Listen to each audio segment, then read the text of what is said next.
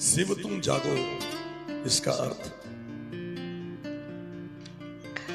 शिव तुम जागो, जिज्ञासा है कि शिव तुम जागो इसका अर्थ क्या है। अर्थ तो आप समझ ही गए, शिव मतलब शिव, तुम जागो यानी तुम जग जाओ, जो सोए हो सो जग जाओ। परंतु कौन शिव सोया है? क्या वो शिव सोया है जो भगवान है, जो उमा के पति हैं, जो कार्तिकेय गणेश के पिता हैं, जो वीरभद्र को पैदा करने वाले हैं, नटराज है, महायोगेश्वर महाकालेश्वर है, महाकौलेश्वर है, वो शिव सोए हैं? नहीं। शिव का ज्ञान दाता स्वरूप जगा है, दान दाता भी जगा है, परंतु दान दाता स्वरूप से लेने वाले बहुत लोग हैं। ज्ञान दाता स्वरूप जगह है, उससे लेने वाला कोई नहीं है। साहब ने एक बार एक कहानी कही कि एक पिता बहुत विद्वान थे, शिक्षक थे, बहुत विद्वान थे। उनके 3 पुत्र थे, 3 बेटे थे। तो पहला बेटा को, जो बड़ा था, पिता ने कहा बार बार कि मुझसे पढ़ लो, लेकिन उसने पिता से पढ़ना स्वीकार नहीं किया। कहा कि मैं कोचिंग जाऊंगा। कोचिंग जाने लगा। दूसरा बेटा भी स्कूल कोचिंग करने लगा, लेकिन अपने पिता से नहीं पढ़ेंगे। उसको विश्वास नहीं था कि मेरे पिता कैसे पढ़ाएंगे। जब कोई ज्यादा नजदीक होता है तो वो कद्र करना छोड़ देता है। तो उसको लगा कि मेरे पिता कैसे पढ़ाएंगे, तो उसने भी नहीं पढ़ा। तीसरे बेटे ने, जो सबसे छोटा था, उसने कहा पिताजी मुझे पढ़ाइए, और उसके पिता ने उसको पढ़ाना शुरू किया। पिता विद्वान थे, शिक्षक तो थे ही, बहुत अच्छे शिक्षक थे। उन्होंने अपने छोटे पुत्र को पढ़ाते पढ़ाते एक दिन कलेक्टर बना दिया। तो जब कलेक्टर बनकर वो अपने पिता से मिलने गांव आया, तो पिता, बड़ा भाई, बीच का भाई, तीनों खेत में काम कर रहे थे। पुत्र, जब तीसरा पुत्र आया गांव में, तो पीले रंग की बत्ती लगी हुई थी, चारों तरफ से अंगरक्षक, बॉडीगार्ड से घिरा हुआ था, और अपने पिता को खोजते हुए खेतों पे पहुंचा। फिर पिता को लेकर, भाई लोग को लेकर अपने घर आया। पिता काफी प्रसन्न हुए, बहुत खुश हुए। अब बड़ा पुत्र और जो बीच का पुत्र था, वो पिता से लड़ाई करने लगा। उसने कहा पिताजी आपने बेईमानी की, आपने मुझको नहीं पढ़ाया, मझले को नहीं पढ़ाया, छोटे वाले को पढ़ा के विद्वान बना दिया, कलेक्टर बन गया वो। और हम लोग क्या कर रहे हैं? खेत में किसानी कर रहे हैं, हमको क्यों नहीं पढ़ाया? पिता ने कहा आओ, अगर बांटना चाहते हो तो आओ, बांट देता हूँ, घर बांट देता हूँ, खेत बांट देता हूँ, चावल का धोया हुआ पानी भी बांट देता हूँ, परंतु ज्ञान बांटा नहीं जा सकता। सामान बांटा जा सकता है, ज्ञान बांटा नहीं जाता। जब तक तुम लेना नहीं चाहोगे, मैं तुमको दे नहीं सकता। गुरुमुख होना यानी गुरु के तरफ मन का उन्मुख होना। जब तक मन उन्मुख नहीं होगा, तब तक कितनी भी अच्छी बात होती हो, कोई बोलता हो, आपके मन में वो प्रवेश ना करेगा। कोई बोल रहा है, आप सुन नहीं रहे, आप आपस में बात कर रहे हैं, तो बात जब करिएगा तो आपस की बातचीत में आप उस व्यक्ति की बात को सुन ही नहीं रहे हैं जो आपसे कुछ कह रहा है। जब आपका मन ही नहीं टिकेगा, तो कितना भी अच्छा शिक्षक हो, स्वयं जगत गुरु शिव भी आ जाए और हमारा मन उनके तरफ उन्मुख ना हो, तो वो भी हमारे अंदर ज्ञान नहीं दे सकते। इसलिए शिव के शिष्यों को अपने गुरु शिव के तरफ उन्मुख होना होता है। मन में जो शिव सोए हैं, ये ज्ञान दाता जो रूप है शिव का, वो सोया हुआ है। मां नीलमानंद जी ने ये कहा, शिव तुम जागो। मेरे मन में जो शिव सोया है वो जागो, आपके मन में जो सोया है वो जागो। शिव खुद में जगे हुए हैं, ज्ञान भी देने के लिए जगे हुए हैं। हम लेना चाहेंगे तभी ले सकते हैं। पात्र होना चाहिए, ज्ञान लेने वाला कोई होना चाहिए। गुरु नाम के हीरे मोती मैं बिखराऊं गली गली, ले ले कोई लेने वाला आवाज लगाऊं गली गली।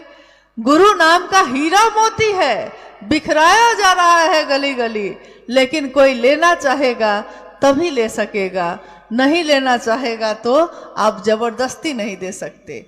इसलिए मां नीलमानंद जी की ये पंक्ति, शिव तुम जागो, मेरे आपके अंदर के शिव को जगाने की आवाज है, आवाहन है, संदेश है।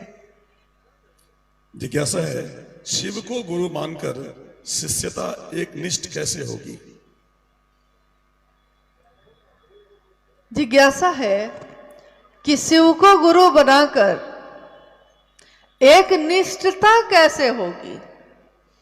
जब हम शिव को गुरु बनाते हैं तो शिव हम में अपना आवेश धीरे धीरे पैदा करने लगते हैं, और एक निष्ठता यानी एक के तरफ निष्ठा, निष्ठा यानी मेरी भक्ति, मेरी आस्था, मेरा समर्पण किसी एक के प्रति होगा। जो व्यभिचारी भक्ति होती है, आप आए भैया हम आपके भी हैं, आप आ गए तो भैया हम आपके भी हैं, हम क्या करें, मेरे लिए तो सब बराबर है, ऐसी बोली बोलने वाले कभी भी एकनिष्ठ नहीं हो पाते। जिनके लिए सब बराबर हैं उनके लिए महादेव कभी भी सिर्फ महादेव मेरे होंगे ये नहीं हो सकेगा, क्योंकि आप तो सबके हैं। तो जो सबका है वो किसी एक का कैसे हो सकता है? लेकिन कोई किसी एक का होगा, शिव का होगा, शिव का हो जाएगा, सिर्फ शिव के लिए रहेगा, तो वो सबसे मिलेगा, सबसे बात करेगा, सबके साथ चलेगा, उसको किसी से द्वेष नहीं होगा। वसुधैव कुटुंबकम की धारणा लेकर चलेगा, किसी से द्वेष नहीं है, किसी से विद्वेष नहीं है, सबके प्रति प्रेम है, परंतु समर्पण शिव के लिए होगा, और ये शिव की दया से होगा। महादेव से बार बार दया मांगना ही हमारे मन में शिव के प्रति एक निष्ठता को बढ़ाती है। गुरु का काम करिए, गुरु का कार्य करिए, गुरु का काम करते करते एक निष्ठता बढ़ती चली जाती है। जिज्ञासा है, कुछ गुरु बहना शिव चर्चा में चुंदरी ओढ़कर नाच नाच कर भजन करती हैं और हनुमान जी का पाठ भी कर लेती हैं, और रात के 11 बजे तक चर्चा करती हैं। समझाने पर बोलती हैं कि हमको अच्छा लगता है, मैं ऐसा ही करूंगी, और पैसे भी लेती हैं, तब चर्चा में जाती हैं। कृपया इस पर प्रकाश डालें। जिज्ञासा लंबी है, परंतु आपने सुना होगा, फिर से दोहरा देते हैं। गुरु भाई ने जिज्ञासा किसी ने भेजी है, जिनको पढ़ा है इन्होंने, कि शिव चर्चा में कहीं कहीं चुनरी ओढ़कर नृत्य भी करते हैं लोग, गाते बजाते भी हैं, और हनुमान जी का भी गीत गाने लगते हैं। मना करने पे कहते हैं मुझको अच्छा लगता है। रात में भी रात भर की चर्चा करने लगते हैं, 1 बजे तक भी कभी कभी चर्चा चल जाती है रात के, और मना करते हैं, कोई समझाते हैं, कोई तो कहती हैं कि मुझको अच्छा लगता है। बोली ही बता रही है कि ना तो उनको महादेव से वास्ता है कोई, ना तो साहब दीदी से कुछ लेना देना है। क्योंकि अगर साहब दीदी से लेना देना होता, महादेव से वास्ता होता, तो ये बोली वो बोलती ही नहीं कि मुझको अच्छा लगता है। वो ये सोचेगा, कोई शिव का शिष्य ये सोचेगा शिव को क्या अच्छा लगता है। कोई शिव का शिष्य सोचेगा कि मेरे वरेण्य गुरु भ्राता साहब और दीदी को क्या अच्छा लगता है। साहब ने कहा कि रक्षाबंधन का समय है, बहन के लिए साड़ी खरीदने गए हैं आपको लाल पसंद है, बहन को हरा पसंद है, आप साड़ी कौन सी खरीदिएगा? अपनी पसंद का कि बहन की पसंद का? देना है बहन को। तो सबने उस दिन कहा था, उत्तर दिया था कि बहन की पसंद को, यानी बहन को अगर हरा पसंद है तो हम हरा खरीदेंगे, जो तुमको हो पसंद वही बात कहेंगे। तुम दिन को अगर रात कहो तो रात कहेंगे, जो तुमको हो पसंद वही बात कहेंगे। और साहब को पसंद है ये कि शिव की चर्चा दिवा काल में हो, शिव की चर्चा शिव की गरिमा के अनुसार हो, मर्यादा के अनुसार हो। मैं अपना कोई काम अपने पिता अपने माँ के मर्यादा के अनुकूल करती हूँ कि कहीं उन पे कलंक न लग जाए। कोई शिव का शिष्य होगा तो वो जब भी जीवन में अपने जगत में उसका सामान्य भावाचरण भी ऐसा होगा जो जगत के लिए अनुकरणीय होगा, और साहब के दिशा निर्देश के बाहर जाकर वो कोई काम नहीं करेगा। साहब का स्पष्ट निर्देश है कि कोई कार्यक्रम दिवा काल में यानी दिन के समय में संध्या काल से पहले खत्म कर दीजिए। और नाचने गाने के लिए बहुत जगह है, अभी शादी का समय है, सबके घर में बेटा की शादी बेटी की शादी हो रही है, नाचिए, कौन मना करता है। बेटा की शादी में माँ नहीं नाचेगी, कौन नाचेगा? घर के सारे लोग नाचते हैं, कोई खराब बात नहीं है।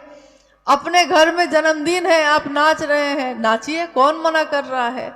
परंतु याद रखिएगा कि हम स्थान के अनुसार व्यवहार करते हैं।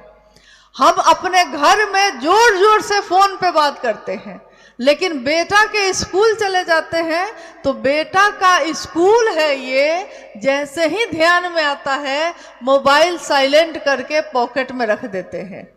हम ऐसे जोर जोर से हल्ला गुल्ला सब करते हैं, परंतु अगर हॉस्पिटल में चले जाते हैं तो हम समझ जाते हैं कि हॉस्पिटल आए हैं, मरीज है यहाँ, अगर हम जोर से हल्ला करेंगे तो उसको दिक्कत होगी, तो हम वहाँ शांत हो जाते हैं, कुछ नहीं बोलते, कोई हल्ला नहीं, शांत हो जाते हैं।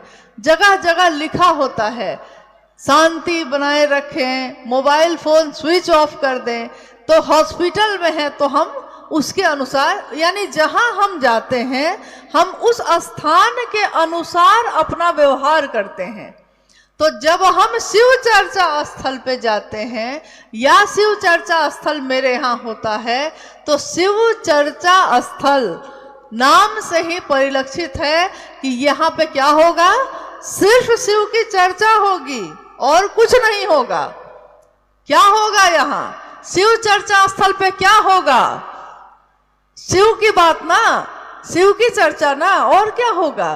तो शिव की चर्चा शिव के चर्चा स्थल पे होगा, वो भी किसी हालत में संध्या काल से पहले खत्म हो जाना चाहिए, रात होने से पहले, इसलिए कि लोग बहुत संख्या में आते और जाते हैं, तो सुरक्षित अपने घर पहुंच जाए, इस कामना के साथ कि लोग आ भी जाएं, क्योंकि शिव चर्चा एक दिन की बात नहीं है, ये हमारे जीवन भर की बात है। कोई शिव को गुरु बनाता है तो वो जीवन भर के लिए हो जाता है, फिर वो बदलता नहीं है। इसलिए हमको शिव चर्चा वैसे ही करना चाहिए जैसा साहब श्री ने कहा है, जैसा उन्होंने किया है। आप में से कितने लोग ऐसे हैं जिन्होंने कभी भी साहब श्री के सशरीर शिव चर्चा के महोत्सव में भाग लिया है? कितने लोग ऐसे हैं जिन्होंने भाग लिया है? हम सब ने भाग लिया है।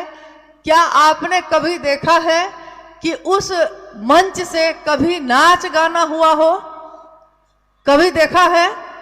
कभी ओझा गुनी होते देखा है? कभी झाड़ फूक करते देखा है साहब को? कभी नहीं। उन्होंने हम सबको इन सभी बंधनों से मुक्त किया।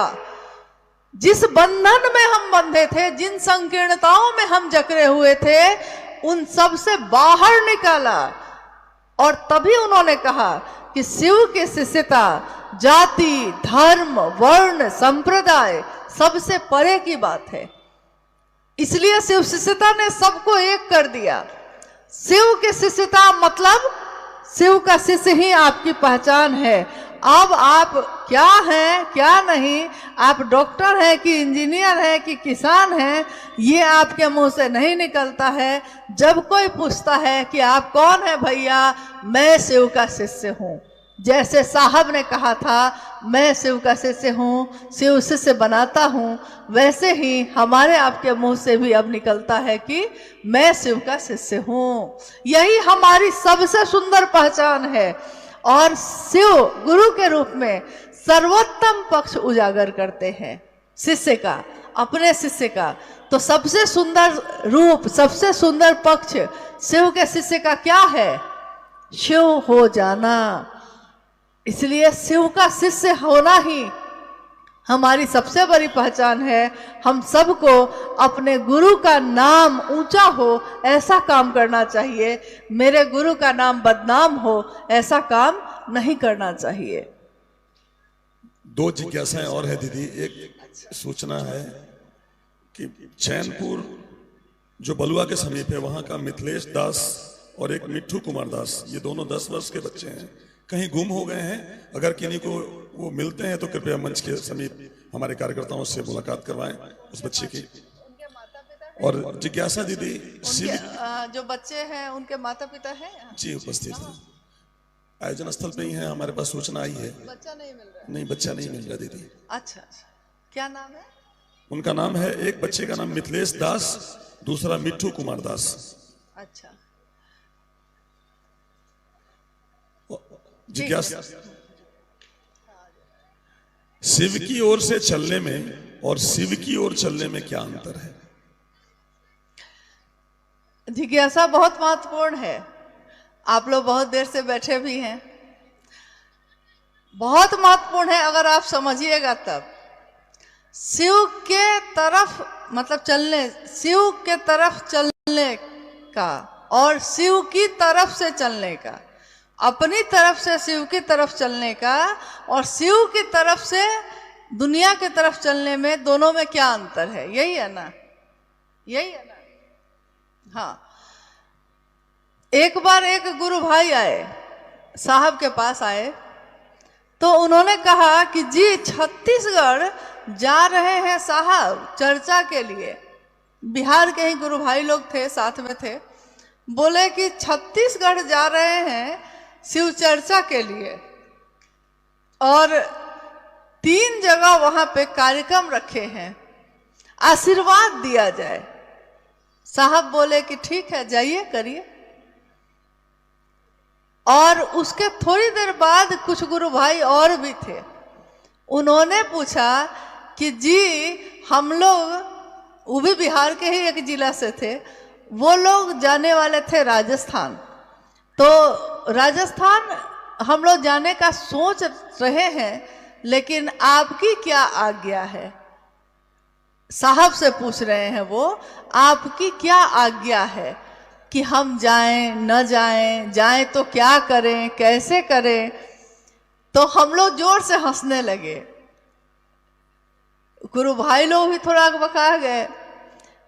साहब ने कहा कि पहले ने मुझको सूचना दी, मतलब मुझसे पूछा नहीं कि मैं करूं कि ना करूं, उसने सूचना दी, बताया कि मैं जा रहा हूं छत्तीसगढ़, 3 जगह चर्चा करूंगा, सब उसने पहले से तय कर लिया था। उसने मुझसे पूछा नहीं है, उसने मुझको सूचना दी है। लेकिन तुमने पूछा है, इसलिए दोनों में भारी अंतर है। तुमने पूछा है तो अब मैं बताता हूं कि क्या करो, कैसे करो, कहां जाओ, कहां ना जाओ।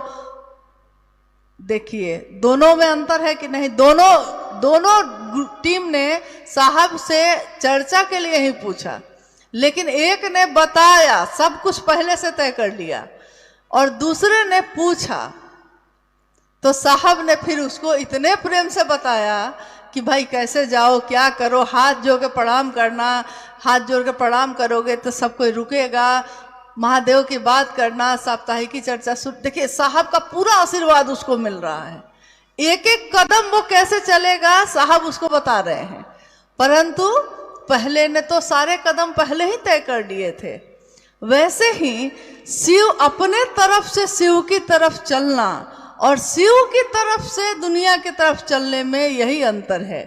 जब हम अपनी तरफ से चलते हैं तो हम अपनी सोच, अपनी पसंद, अपनी नापसंद इसको लागू करते हैं, लेकिन जब हम शिव की तरफ से चलते हैं तो शिव क्या चाहते हैं हम इसको लागू करते हैं। महादेव को ये अच्छा लगेगा कि नहीं ये सोचते हैं। मेरे साहब और दीदी इससे प्रसन्न होंगे कि नहीं, ये सोचते हैं। तो दोनों में भारी अंतर है और पूछ कर चलना ज़्यादा अच्छा है, साथ लेकर चलना ज़्यादा अच्छा है। साहब और दीदी को वो हर जगह हमारा मार्गदर्शन करते हैं। एक बार रांची की ही घटना है, उस समय साहब देवघर रहते थे, तो देवघर से कभी कभी वो रांची में आते थे और वहाँ के स्थानीय लोगों से मिलते थे। तो जब साहब देवघर से आए रांची, लोगों से मिल रहे थे, तो उसमें से एक गुरुबहन बूढ़ी थी, बहुत बुजुर्ग थी, खड़ी हुई। उन्होंने कहा कि साहब, मेरा पोता हमको बहुत कष्ट देता है, मेरा पोता बहुत कष्ट देता है, मेरी बात नहीं सुनता, माँ बाप की भी बात नहीं सुनता। साहब ने कहा कि अच्छा ठीक है, बैठो बैठो।